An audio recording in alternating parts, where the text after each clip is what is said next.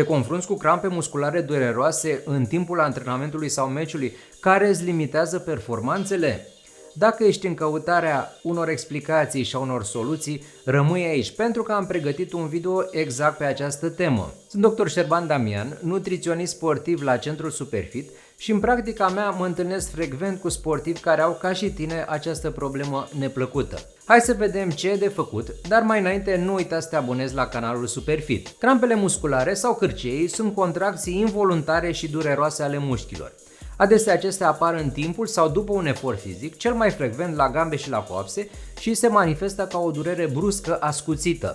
Nu sunt grave, însă îți poți afecta negativ desfășurarea antrenamentelor sau chiar rezultatul la o competiție importantă. Crampele musculare pot fi provocate și de unele afecțiuni fără legătură cu sportul, cum ar fi compresia asupra nervilor coloanei, insuficiența renală, hipotiroidismul. Sarcina și alcoolismul pot de asemenea să favorizeze apariția crampelor. În acest video îți voi vorbi despre crampele musculare asociate activității sportive, care în engleză se numesc Exercise Associated Muscle Cramp sau pe scurt EAMC.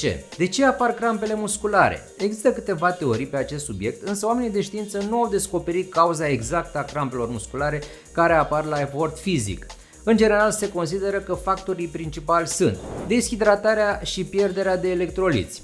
Este prima ipoteză care ne vine în minte atunci când ne confruntăm cu crampele musculare. Totuși, nu există dovezi științifice clare care să o susțină complet. Electroliții se referă la mineralele esențiale pentru sănătatea musculară: sodiu, potasiu, calciu, magneziu, clor, care se pierd prin transpirație și urină. În lipsa unei cantități suficiente de electroliți, mușchii întâmpină dificultăți în a face față efortului și astfel pot apărea crampele. Când activitatea fizică are loc în căldură, deshidratarea este cu atât mai accentuată, deși posibilitatea de a avea crampe musculare este mai mare. Un studiu a arătat că soluțiile de rehidratare orală care conțin electroliți sunt mai eficiente în prevenirea crampelor musculare post-efort decât apa simplă. Soluțiile de rehidratare orală trebuie consumate în timpul activității fizice pentru a reduce riscul crampelor musculare, mai ales dacă este foarte cald sau te simți rău din cauza diareei sau a vărsăturilor. Oboseala musculară.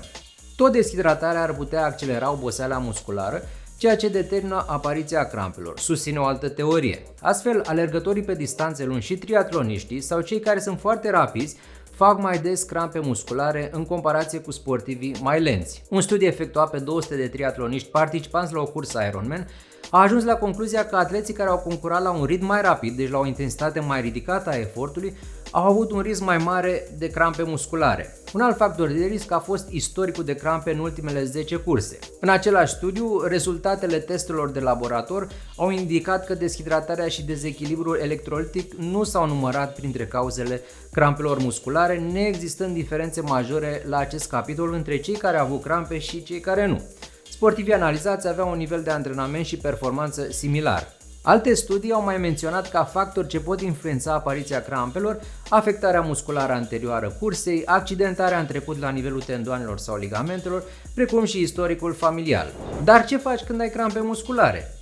Specialiștii recomandă stretching-ul, mai exact întinerea statică moderată a mușchiului afectat. Pentru a ameliora durerea, poți folosi o compresă rece sau caldă. Ulterior, este bine de analizat ce condiții au declanșat apariția crampei și luate măsuri de prevenție, ca de exemplu asigurarea echilibrului electrolitic și antrenamentul neuromuscular. Cum poți preveni crampele musculare? Deoarece nu se cunosc cauzele precise ale producerii crampelor musculare, este dificil de stabilit o rețetă eficientă pentru orice persoană. Totuși, există câteva recomandări pe care le poți aplica pentru a minimiza riscul. Fă de fiecare dată exerciții de încălzire înainte de activitatea sportivă. Consumă lichide suficiente pentru a evita deshidratarea, mai ales dacă temperatura este ridicată. Nu aștepta să-ți fie foarte sete ca să bei apă, ci hidratează-te pe parcursul activității fizice. Compensează pierderile de electroliți prin consumul de băuturi izotonice, tablete, capsule sau alte produse speciale. Îți poți asigura un aport optim de sodiu, potasiu, magneziu, calciu și clor, inclusiv prin alimentație, prin consumul unor produse ca murături, sare de masă, suc de roșii, măsline, semințe, nuci, lactate, legume și fructe. Antrenează-te corespunzător distanței pe care vrei să o parcurgi în competiții. Dacă te pregătești pentru maraton sau ultramaraton, include și alergări lungi în programul de antrenament, ca mușchii să fie cât mai bine pregătiți. Stabilește-ți un pace potrivit pentru cursă și respectă-l.